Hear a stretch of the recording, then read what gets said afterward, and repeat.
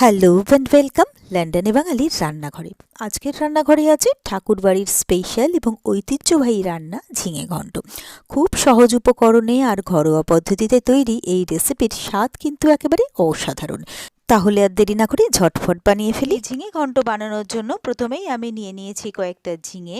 এবারে আমি ঝিঙেগুলোকে ভালো করে ধুয়ে পরিষ্কার করে এরকমভাবে লম্বা লম্বা করে কেটে নিয়েছি। একটু বড় বড় করে ঝিঙেগুলোকে কেটে নিয়েছি। এরপরে আমি গ্যাসে বসিয়ে দিচ্ছি একটা ফ্রাইং প্যান। প্যানের মধ্যে আমি দিয়ে দিচ্ছি 2 টেবিল চামচ মতো ঘি। এখানে আপনারা চাইলে তেলও ব্যবহার করতে পারেন বা অর্ধেক তেল অর্ধেক ঘি ব্যবহার করতে পারেন, কিন্তু ঘি দিলেই কিন্তু এর আসল টেস্টটা পাওয়া যাবে। এরপরে ঘিটা একটু গরম হয়ে গেলে আমি তাতে দিয়ে দিলাম একটা তেজপাতা, দিয়ে দিলাম হাফ চা চামচ গোটা জিরে, হাফ চা চামচ হিং আর একটা কাঁচা লঙ্কা। এবার এই সব কিছু আমি প্রায় 10 থেকে 15 সেকেন্ডের মতো ফ্রাই করে নেব। তো এটা বেশ ফ্রাই করতে করতে সুন্দর একটা গন্ধ বেরিয়ে গেছে।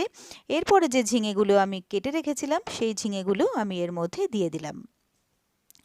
এরপরে আমি ঝিঙেগুলোকে কিছুক্ষণের জন্য ভেজে নেব।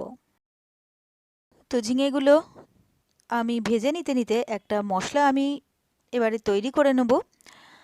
তো সেই মশলাটা তৈরি করার জন্য আমি নিয়ে নিয়েছি হাফ চা চামচ জিরে আর হাফ চা চামচ ধনে, যেটা আমি ভালো করে মিহি করে বেটে নিয়েছি।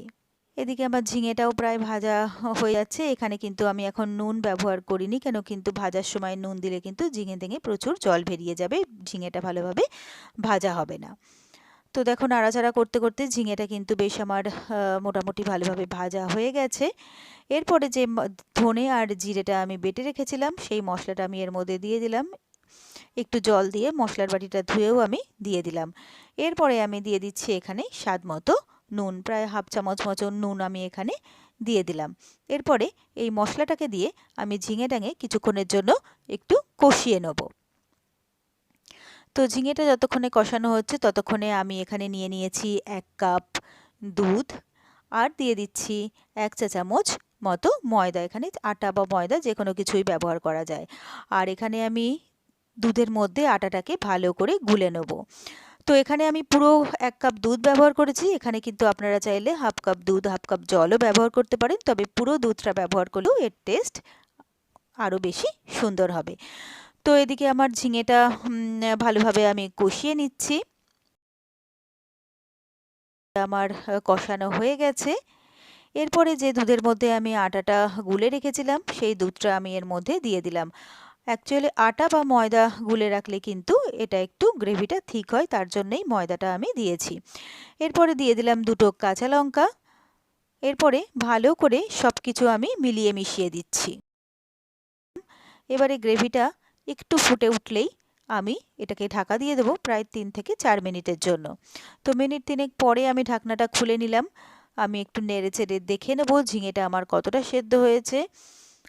তো ঝিঙেটা কিন্তু আমার মোটামুটি সেদ্ধ হয়ে গেছে।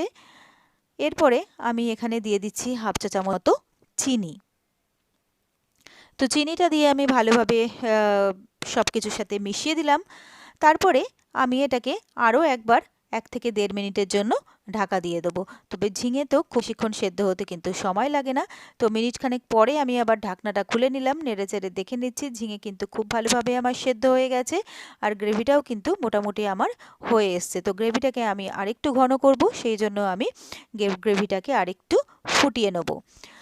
তো আমি প্রায় আরও 40 সেকেন্ড মতো গ্রেভিটাকে ফোটালাম।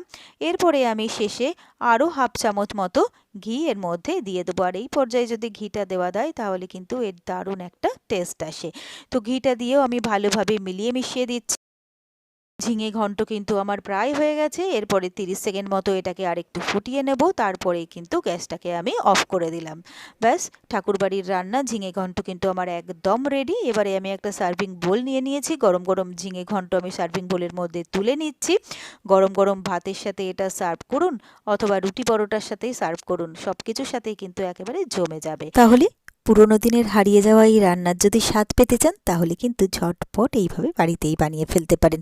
আর আমি গ্যারান্টি দিয়ে বলতে পারি এটা ছোট থেকে বড় সকলেরই ভীষণ ভালো লাগবে।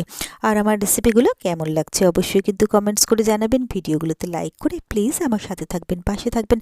আর আমার চ্যানেলটা যদি আপনারা নতুন চেক করতে থাকেন তাহলে প্লিজ চ্যানেলটাকে সাবস্ক্রাইব করে পাশে থাকা বেল আইকনটা প্রেস করে দেবেন, তাহলে আমার ভিডিওর নোটিফিকেশান আপনারা খুব সহজেই পেয়ে যাবেন।